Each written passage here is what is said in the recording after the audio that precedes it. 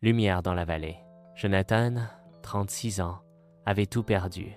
Son emploi, sa maison et surtout sa joie de vivre. Jadis dynamique, il s'était laissé entraîner par le découragement, les dettes et la solitude.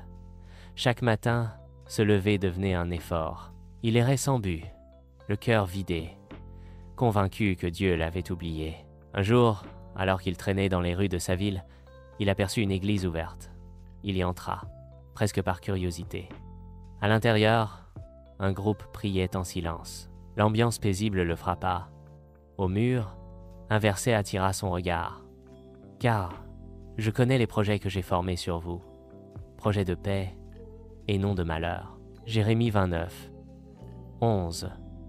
Ces mots, simples mais puissants, éveillèrent quelque chose en lui. Pour la première fois depuis longtemps, il sentit une étincelle d'espérance. Il revint le dimanche suivant. Le message parlait de la valeur que chaque vie a aux yeux de Dieu. Le pasteur dit « Même si tu as tout perdu, Dieu ne t'a jamais lâché. Il t'attend, les bras ouverts. » Jonathan éclata en larmes. C'était comme si Dieu lui parlait personnellement. Il commença alors un cheminement de foi. Chaque jour, il lisait la Bible, priait et participait aux réunions. Ce n'était pas facile. Les problèmes matériels étaient toujours là, mais une nouvelle force grandissait en lui. Il comprenait que sa valeur ne dépendait pas de ce qu'il possédait, mais de l'amour inconditionnel de Dieu pour lui. Grâce à l'aide de la communauté chrétienne, il trouva un petit travail d'entretien dans une école. Puis, avec les mois, sa situation se stabilisa. Mais surtout, son cœur était guéri. Il avait découvert que la vraie richesse n'était pas matérielle, mais spirituelle. Touché par tout ce qu'il avait reçu, Jonathan décida de redonner. Il se forma à l'écoute et à l'accompagnement, puis créa un groupe de soutien dans son église pour les personnes en détresse.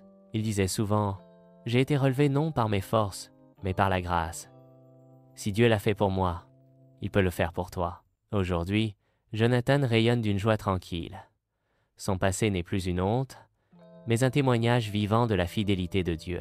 Il prouve qu'aucune chute n'est trop basse pour l'amour de Christ et qu'avec foi, courage et persévérance, même les ténèbres les plus épaisses peuvent être percées par la lumière de Dieu.